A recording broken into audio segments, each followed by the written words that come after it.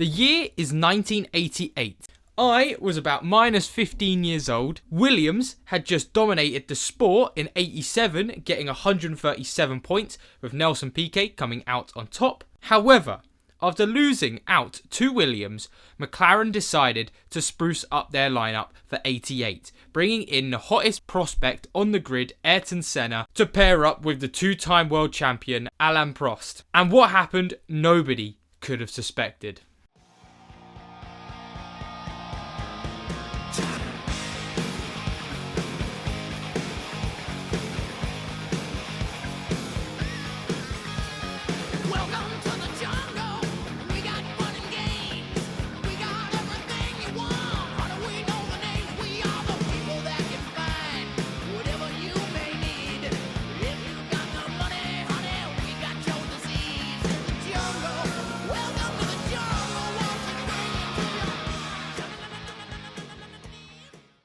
McLaren won 15 of the 16 races this season. This, at that point in F1, would be the most dominant season of all time. Now, obviously, we've had 2023 now. Debatable which one was more dominant. I say let's just appreciate them both. But here's the thing. There would be one race that proved to be an issue for McLaren. And this is where the story begins. In a city in Italy, this is the 1988 Monza Grand Prix.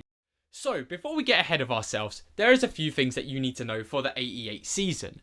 The first thing, straight away, is how the points worked. So, the easy part is the point system. You had first to sixth getting points, with first place getting 9 points, second place getting 6, third place getting 4, fourth place getting 3, fifth place getting 2, and sixth place getting 1. Now, this is the bit that's a bit harder to wrap your head around, especially if you're a newer fan of the sport, or just like me, you just weren't around at that time. The point system was very different in the fact that you only got scored on your best 11 races for the 1988 season. So this would lead to a situation where we actually had Senna win the Drivers' Championship with technically less points than Alain Prost. And this was a dropped point system. So the reason Senna ended up winning the championship, because he dropped a 6th place in Portugal and a 4th place in Spain, meaning he was only deducted 4 points, ending on 90. Whereas Alain Prost, who actually originally got 105 points, had to deduct 3 second places in Hungary, Belgium and Japan, leading to him going down an extra 18 points to 87 points to Ayrton Senna's 90. This is also why the Drivers' Championship didn't add up to the Constructors' Championship, as the Constructors' Championship was actually over the full season points. So you will see McLaren actually got more points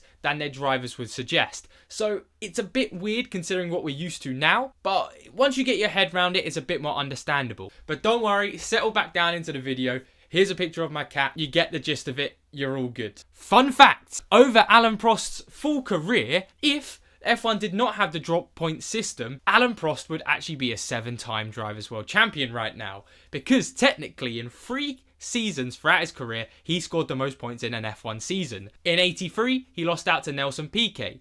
In 84, he lost out to Niki Lauda, and of course in 88, he lost out to Ayrton Senna. It goes to show how good Alain Prost is, and if the point system was just slightly different, how different history for F1 would be. But with this out of the way, let's move on to the quali. And it was the same as the whole season had been. Status quo resumed. McLaren won 2, with Ayrton Senna picking up another pole position, with the only time in the 1 minute 25s, 3/10 quicker than his teammate Alain Prost, who then was in front of the 2 Ferraris of Berger and Alboreto, with Prost being 4/10 ahead of Berger, and Alboreto being a whole second behind Ayrton Senna's McLaren. That's just how incredible that McLaren was in that season. And then to finish off the point scoring positions, you had Cheever and Warwick in the arrows taking 5th and 6th. Oh, and by the way, Senna would actually get 13 of the 16 pole positions this season. Absolute dominance on the Saturday. So going into the race, McLaren dominance seemed inevitable again on Ferrari's home turf. Let the race begin. After a long wait for the red lights to come on, 2 red lights and away they went, with Prost getting a brilliant start, overtaking his teammate for first place. However, it was very short-lived, as Prost would then be overtaken by Senna going into the chicane, as Senna had a boost of speed. Whilst further back, The Ferrari stayed third and fourth, with the arrows of Warwick very slow off the line, getting pushed back into the midfield pack, which is not what he needed to secure those vital points in the midfield. Come the end of lap 1, McLaren still had their 1-2 of Senna and Prost, followed by Ferrari's Berger and Alboreto in third and fourth, now with Chiva in fifth, and Boutsen having a great start coming from 8th all the way up to 6th. By lap 3, Senna was already coming up to his first lap car with Nannini after having issues with his car. And yes, there are two names that sound very similar in this season in F1. It must have been a bloody nightmare to commentate over. You had Nannini, who was the car being lapped, and Larini, who was the car who had just had a DNF. Oh, and then you also have Martini in another team. And then if you thought it was over, well, there was another driver called Tarquini. So there was Larini, Nannini, Martini and Tarquini. That's quite a handful. Then by this point of the race would start to settle down a lot more, as Senna would open up a gap to Prost, who looked like he was having engine issues already in the race, with Berger right behind him, eagerly trying to get past. And then you also had Chiva very much having to defend from Boutsen behind, as Boutsen was looking very rapid at this part of the race. But importantly, this is very much a thing in the old races of F1. You'll see it's quite common. They started to drop like flies. Obviously, you had Larini in lap 3 DNF. You then had Nelson Piquet in the Lotus going on lap 11, followed by Sala, Nakajima, Martini, and Dalmas all retiring from the race before lap 20. 7 cars before even half the race had taken place. This wouldn't stop there as well, trust me. And then come to lap 22, Alain Prost had put his foot to the floor, being a little bit cheeky with that McLaren, testing how much the engine could hold, and really just trying to put pressure on Senna, as he had got the gap now to 4.5 seconds to Senna, and would close that gap from lap 22 to lap 28 to around 2.5 seconds. Really hoping that Senna would make a mistake or do anything that could lose him that first place, as there was suspicion that Prost knew his McLaren engine wouldn't make it to the end of the race, so he was pushing just to see how much Senna could push to the limits as well. And those suspicions around the track would become true, as after lap 28, Prost would start slowing down quite drastically, eventually getting overtaken by both Ferraris of Berger and Alboreto before having to come into the pits to retire the car on the start of lap 35, meaning that McLaren were down to 1 car in the lead with both Ferraris of Berger and Alboreto in second and third. This also opened up a lot of points for the midfield cars, the Arrows, the Benettons, so it was exciting times for them as well to see a McLaren DNF. As with those Honda engines, this didn't happen very often that season. Well, for 1988 standard. And get this, so you know how I said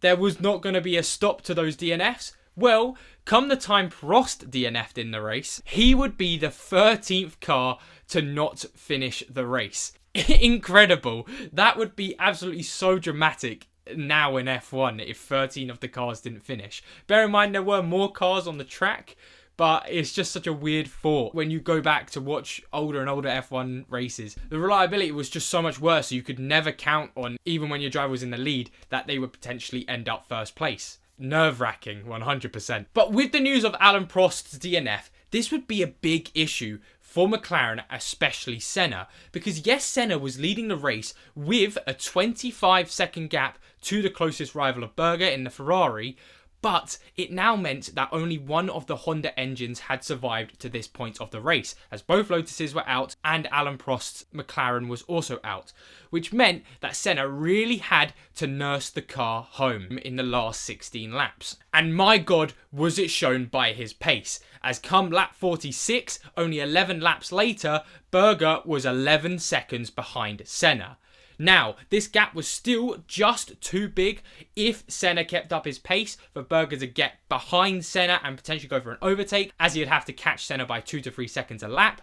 But it was very promising for the Ferrari, who looked very healthy with no engine problems. It looked like they could actually turn up their engine settings more. So, surely this meant Senna was able to nurse the car home, get it to the finish line, and win the Italian Grand Prix in front of the Ferrari fans, getting their 11th race win of the season, continuing their dominance. Megatrons of Eddie Cheever and Derek White spin! Senna! Ayrton Senna spins! And into the lead goes Berger, into second place goes Alboreto. What a fantastic situation! Past René Arnoux. Now here we see again what happens to Ayrton Senna. Well, we see for the first time car in front of him locking the brakes, and he definitely got in a tangle, and that was Schlesser, I think. Yes, it was Jean-Louis Schlesser, and there will be no thanks from Ayrton Senna for that.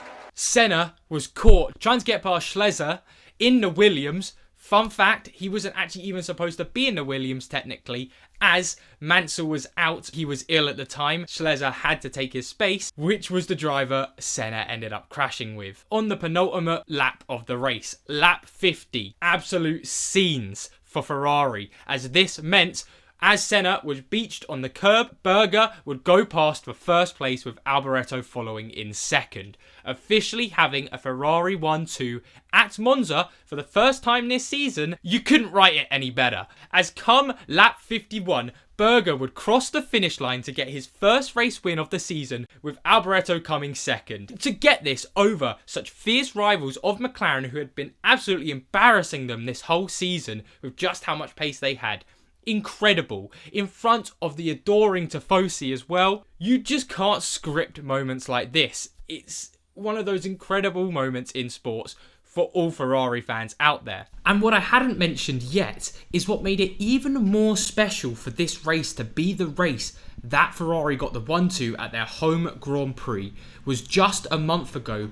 Enzo Ferrari sadly passed away, meaning this was Ferrari's first 1-2 since the passing of Enzo. Just what an absolute brilliant tribute to him. And this also meant further down the grid, Chiva would eventually finish on the podium with arrows, which was vital for their season to get as many points in the Constructors' Championship, with Warwick, his teammate, having a great recovery drive back up to 4th, with Capelli in the March getting up to 5th, with Boutsen holding on for 6th in the Benetton. Very much big points for those teams there. And I mean, just what a race. Nobody thought coming into Monza it would be possible to beat the McLarens. They'd shown it was impossible throughout that full season. There was never a time where Senna and Prost both had issues in a race. Of course, they had their DNFs of their own, but it had always been when one or the other had won a race. It was just such a dominant era for McLaren. And for Ferrari to stop McLaren winning every single race, stopping that record, which Ferrari could not have McLaren having over them.